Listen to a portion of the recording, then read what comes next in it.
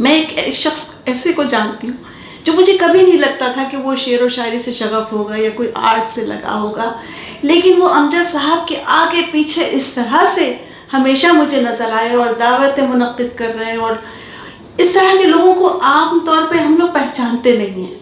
और मैंने जब उसकी सूरत देखी मैंने कहा नहीं, मैं उसको कहती हूँ एक लड़का सा है, लेकिन मैं साजिद ख़ान को यहाँ दावत देना चाहूँगी जो आएँ और अपने गुफ्तगू बताएं अपनी किस तरह से उनकी यादें उनके साथ वाबस्ता हैं।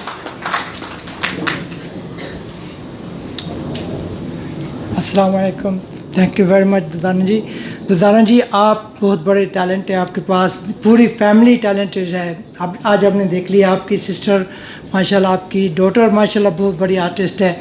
तो इसी तरह हमारा बहुत अच्छा एक अमजद साहब के साथ मेरा ताल्लुक़ इस तरह का 15 साल से उनका ताल्लुक़ है। इस तरह का ताल्लुक़ था कि आप लोगों ने तो उनकी शायरी सुनी होगी, तो हमने उनकी गुफ्तगू सुनी है।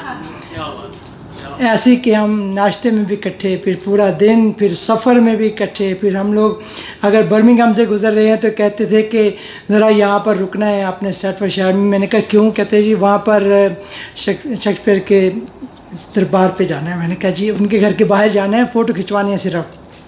तो जितनी बार भी गुज़रते थे वहाँ पर तो यही कहते थे कि एक बार फिर उधर से अगर गुज़रते हैं तो उधर से उधर गुज़र जाएँ। मैंने कहा ज़रूर, क्यों नहीं।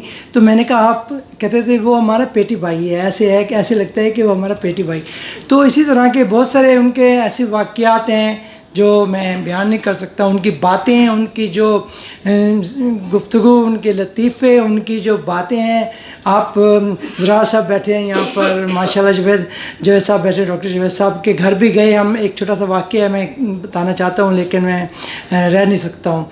तो दुर्दाना जी भी वहाँ पर थी। तो हम लोग तकरीबन अनवर मसूद साहब और मैं, हम लोग थोड़ा लेट हो गए थे, तकरीबन 1.5-2 घंटे लेट हो गए थे। वहाँ मुशायरा था उनके घर में, तो बहुत ही लोग शिद्दत से इंतज़ार कर रहे थे। तो जब हम गए बारिश भी बहुत हो रही थी और बहुत लेट हो गए थे। राशिद हाशमी भी मेरे साथ थे।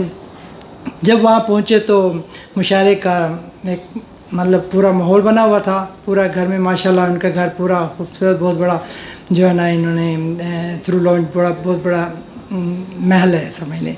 तो बहरहाल इन्होंने बहुत खिदमत की। वहाँ पर क्या हुआ कि एक मोहतरमा वहाँ पर थी, शायरा थी, तो वो बहुत तकल्लुफ़ थी बहुत ज़्यादा। तो उनसे अक्सर बात करती थी कि तुम्हें याद है अमजद, हम लोग अमेरिका में वहाँ मिले थे, याद है तुम्हें?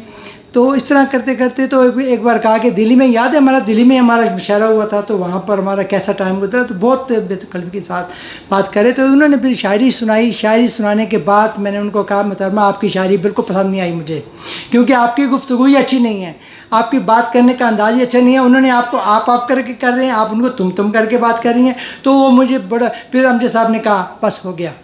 तो बस ये बात थी।